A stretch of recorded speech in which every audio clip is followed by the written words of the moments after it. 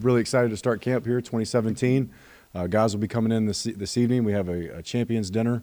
We have an organizational meeting, and then we start practice tomorrow at 8:30. Just roster-wise, there's 4 guys that won't be starting with us just due to injury.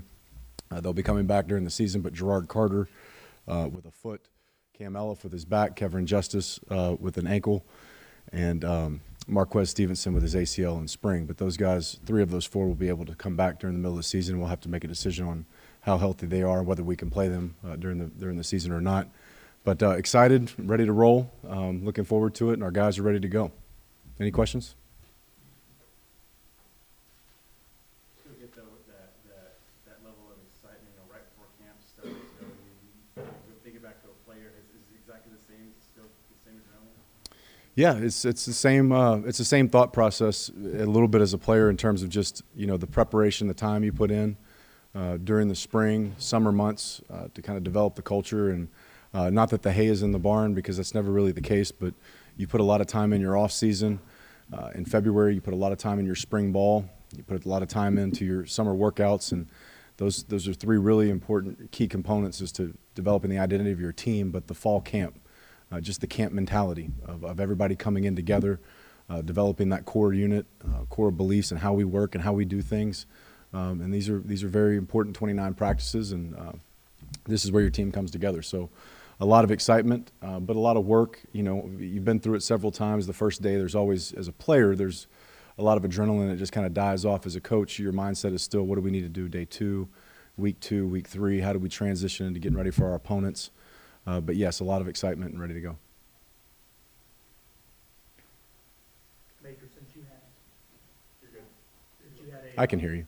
since you had a spring to acclimate and get things installed, do you feel like you can just jump in to camp, or is there still a lot that needs to be implemented if you want to, or is this kind of taking a run with it at this point? Well, from the scheme standpoint, offensively, defensively, you'll jump right back in because you have that time period from the end of spring ball where you still can meet with your guys through finals and go through scheme. And then in June and July, we still have time on the field without the football, but with our players and position-specific drills and also some scheme stuff. So you're able to jump back in from that standpoint. There's a lot of carryover in terms of terminology and assignment, but they haven't practiced, since April.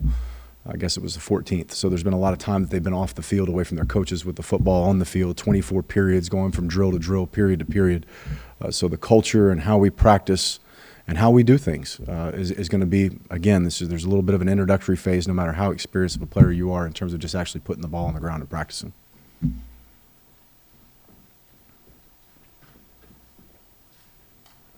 could you address from the time you had your introductory press conference, just talk about your evolution, where you are at that point, going meeting with the guys, and now you're the man in charge. Is what your evolution process has been like, and how you feeling and moving forward at this point? Yeah, I think for me personally, as a first-time head coach, you hire people that you trust, and you hire people that you trust, and you trust that they'll do a great job, and you try to lay out the groundwork and as to how we do things and how we communicate with our players and how we treat our players and how we install and how we meet, how we practice, a lot of how we do things, and getting everybody on the same page. And then after a while, you don't necessarily step back and take your hands off, but you see these guys grow into these roles and adapt to the culture and the way you want to do things as an assistant, and have them influence their room. So I've seen them do that. And from a head coach's standpoint, there comes a time where you do have to step back and let them take ownership. So that was big this summer for me as a head coach, to not necessarily be involved in every single thing that every position coach was doing. Let them do their job, but still make sure they're operating under the umbrella of what we want as our program. So I'm still learning, just like any other coach. I'm sure there's veteran coaches who've been head coaches for 20 years that'll tell you they're still learning, but I know what I want. I know what I want to see from our staff and what I want to see from our players, and you just demand it out of your staff and demand it out of your players, and they go execute it. Have you defined, or is it an evolutionary process, what an Applewhite staff personality team is going to be like, look like? Or is that, I know that has evolved as the season goes on, but what are your core, a few feel the core values that you want to set in place and that's going to really define you. Right. At the end of the day, I'm going to talk to the players tonight. Is I want a smart, tough, dependable football player. You know, there's a lot of tough guys in football. They're not always smart and they're not always dependable. There's some guys that are very dependable, but they're not always tough. You know, and I want all three of those qualities from our players. And then from a coaching staff standpoint, how we teach. And not only just how we teach, but getting the player to understand why. You know, understand why they're using certain techniques, why they're meeting a certain way, why they're walking through this, why they're watching film in this fashion. We talk about that a lot as a coaching staff. So we talk about group teaching and we talk about direct teaching. If you're coaching 15 or 16 offensive linemen, don't coach that one offensive lineman. Coach the entire room. They're all going to make that mistake. So make sure you're coaching the entire room, not just Johnny. Direct teaching, we talk to our staff about direct teaching is the player owning the information, not borrowing it. So he should spit it back to you the same way you coached it. No added words, no less words, exactly the way you coach it. So smart, tough, dependable football players, and then a staff that understands how to teach from a direct teaching standpoint and a group teaching standpoint. You know, how that relates on the field, you know, obviously is how good we do that as coaches and how much ownership they take in that role as players. You kind of hit on it at coaches convention, quarterbacks going in, the early part. How do you divide up the reps, or what do you need to get out of it early before you, I think you said second scrimmage is when you hope to get it solved, but in the early going, how will you manage the quarterback? Well, Brian and I have been through that as players. We've done it as quarterback coaches and coordinators, and you know, we spent time at our coaches retreat and one-on-one, just how we want to split the reps up, giving all three of the quarterbacks opportunities with the first unit, all of them opportunities with the second unit. You know, there's also a little bit of balancing act because De'Eric's going to have a package and going to play quarterback regardless of whether he's the starter or not. So, but he also has to do some things at wide receiver as well to utilize a great athlete like that. But you know, we're going to look at very simple things. How do you take care of the football? You know, can you make all the throws? Can you make plays off schedule? When the defense has a better call than us, how do you take care of the ball? How do you ad-lib or make plays off schedule? And then those are the things that we can kind of quantify through tape. But just the toughness and the competitiveness, to me, that supersedes those on the field tangible attributes, because that's really what your offense and your team kind of holds on to from the quarterback position. It's obviously not your first training camp in your coaching career, but it is your first as a head coach. So do you think there's any adjustments you're going to have to make personally and just overall, kind of where it is your mindset at entering your first as a head coach? Not really.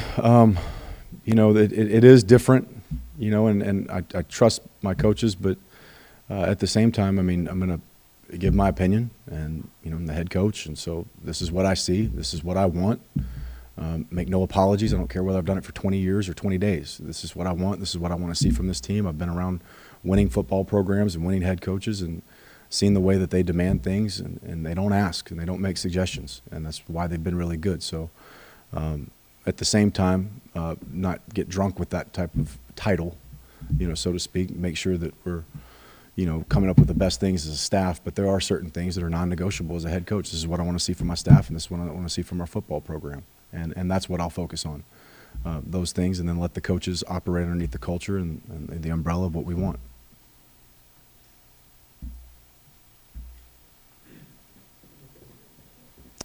No, I don't know. It's interesting.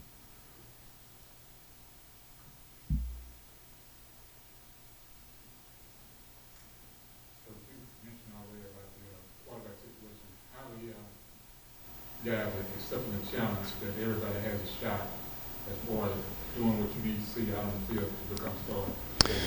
Yeah, they're all excited about it. They're excited about the opportunity to compete. They understand that Coach Johnson, myself, the team, we're gonna put it out there. We're a very open and honest program, very straight to the point. We don't have time to mess around. This is your reps. We all know that we're competing for this spot. May the best man win, and they're all excited and ready for that opportunity. Major, in terms of style, you've said, you know, not comparing you to other coaches, but you don't do things that other coaches. It's your personality. What for people that may have followed this program from the outside and seen some things, what is that? What do you plan on doing some of the similar things in terms of, let's start with like skiing and how that will look, and then just you on the field demeanor? I mean, I don't think you're a kiss a guy on the cheek kind of guy, or some other things, but can you just kind of address what your style is in that regard? You know, my style is let's identify our goal. You know, what are we wanting to get better at today? Let's be deliberate in what we're doing. Let's look at who we have in terms of our offense and defense for scheme. Scheme's going to change year to year, sometimes week to week, depending on who you have and who your players are. So let's fit our schemes around our players. Let's make sure that we're damn good teachers and that we're teaching them the right way, to where they understand the why and what we're doing. You know, and in terms of me personally and my style compared to other people, I don't really pay a whole lot of attention to that. I don't think any coach really does. You just, you know, you be who you are. And there's times where I'm even keel, but when the ball goes down and it gets competitive and we start keeping score, I change, just like a lot of other coaches. So I'm not different than anybody else. We're all about the same creatures to some extent.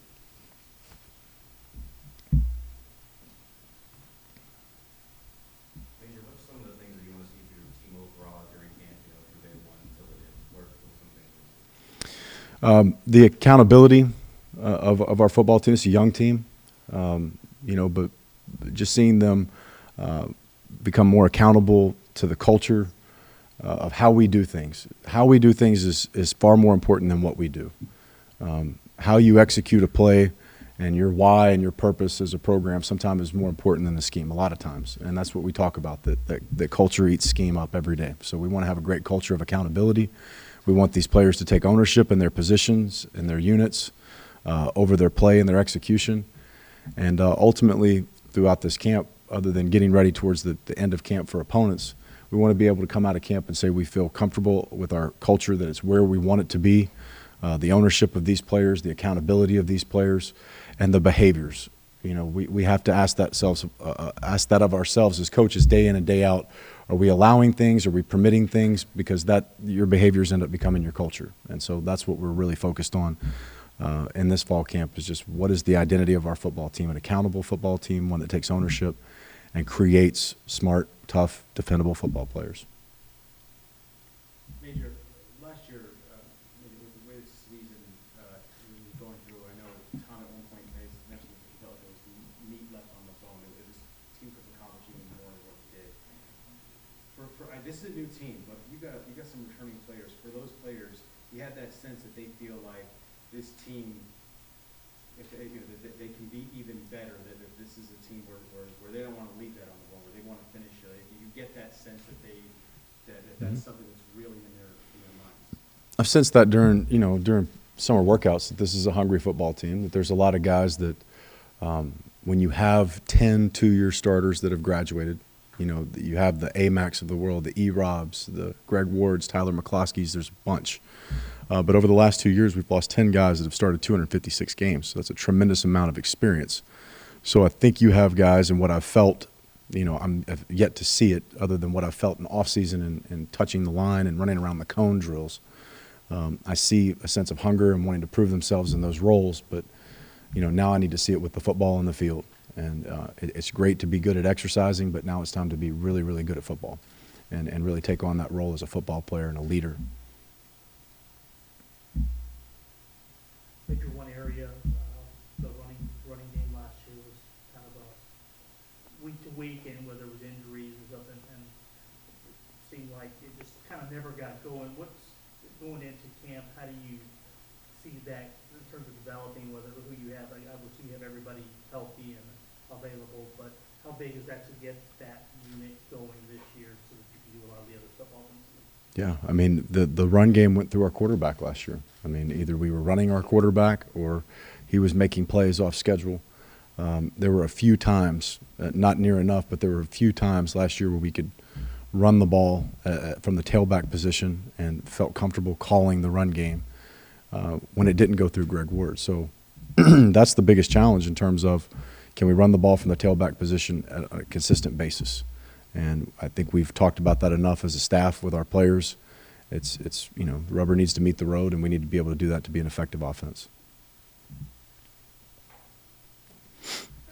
Coach, you had a lot of young players play last year, and Jason Smith, Brian Jones, everyone was lot of people play that are young. Do you see this incoming pretty fast, some of those young men getting an opportunity to play?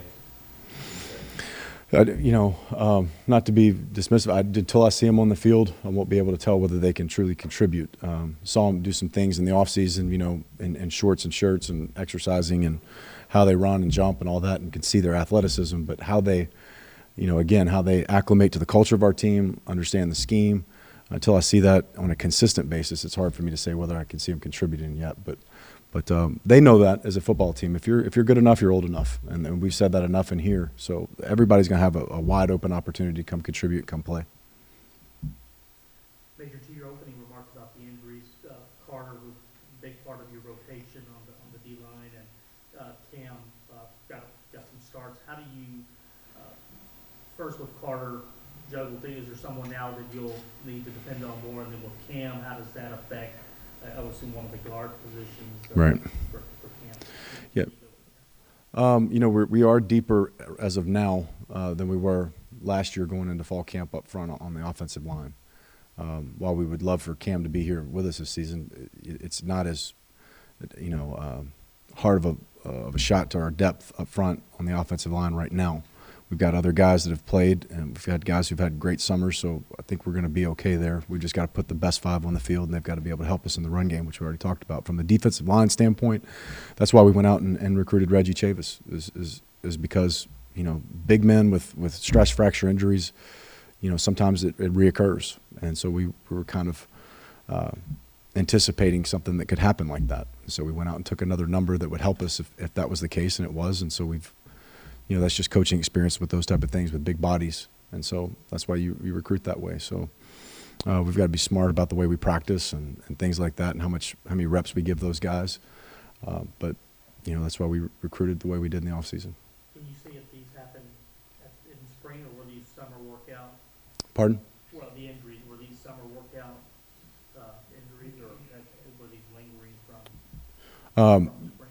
Yeah, Gerard's was spring. Spring football, and then Cam's was right there after spring football ended. What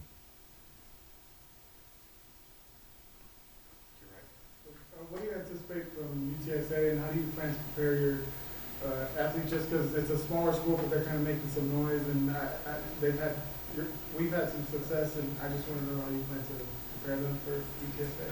Yeah, the first half of camp, really the first 2/3 of camp is about us learning our offense, defense, establishing the behaviors that we want of our program, the culture of our program, the toughness, the dependability, everything that we've already mentioned, and then we start getting into our opponent work. And so, understanding that it's a great opponent that we're starting off with, that what Coach Wilson and his team have done last year, reaching a bowl game, how they play, you can see through tape. You don't need audio. You can see how they play. Got a lot of returning starters, really good football program. Got 3 guys on offense. They've got 11 really good ones. But when you have a good quarterback with experience, a good tailback with experience, and a good wide receiver, obviously it all starts up front. But having those guys with experience in skill positions helps. So we know it's a great opponent, and they play really hard at home, and it's going to be a great test. We give them their respect, but we also understand we've got some work we've got to do on Houston before we start worrying about UTSA, and then that point will come in camp.